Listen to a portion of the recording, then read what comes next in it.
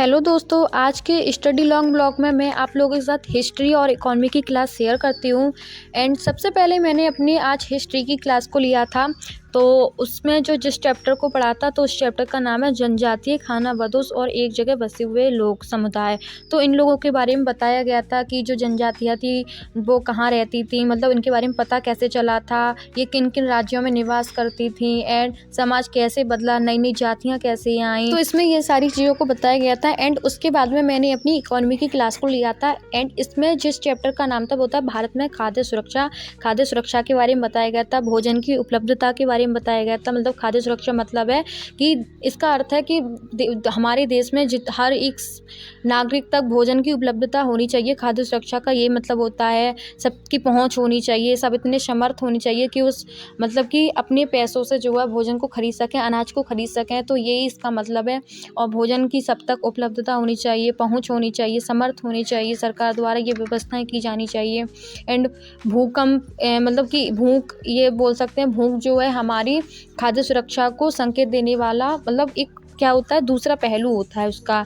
उसके बाद हमारे मतलब इसमें बताया गया था कि जो भूख होती है इसके दो पहलू होते हैं, एक तो दीर्घकालिक भूख होती है, एक सामयिक भूख होती है। खाद्य सुरक्षा की आवश्यकता क्यों होती है? क्योंकि आवश्यकता इसकी सबसे ज़्यादा जैसे कि है तो वो गरीब लोगों के लिए होती है और उनकी मतलब कि उनकी बोल सकते हैं कल्याण के लिए, सुनिश्चित करने के लिए। तो खाद्य सुरक्षा बहुत ज़्यादा ज़रूरी होती है। जो भी गरीब वर्ग हैं तो उनको भोजन देना, उनके लिए अनाज देना सरकार की ज़िम्मेदारी होती है, राष्ट्र की ज़िम्मेदारी होती है।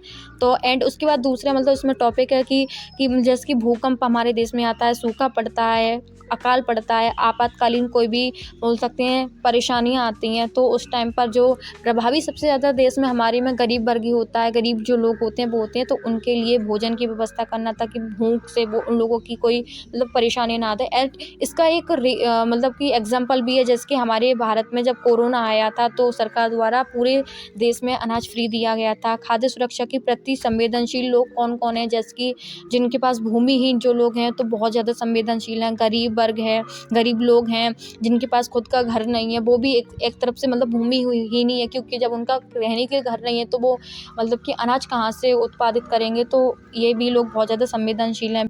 और सरकार द्वारा बफर स्टॉक किया गया है, मतलब कि सरकार अनाज खरीदती है और एक गोदामों में एफसीआई की गोदामों में इकट्ठी करती है, उसी को बफर स्टॉक कहते हैं, जो कि सरकार फिर हमारे देश में गरीब वर्ग है, गरीब जो लोग हैं उनको अनाज देती है, बहुत कम पैसों पे देती है। एंड तो ये सारी चीज़ें हैं और सरकार द्वारा गरीबों के लिए खाद्य सुरक्षा की बहुत ज़्यादा व्यवस्थाएं की गई हैं, गरीब वर्ग के लिए, गरीब लोगों के लिए। सार्वजनिक वितरण प्रणाली की जो वर्तमान में मतलब कि बहुत ज़्यादा है, तो ये सारी चीज़ें की गई हैं।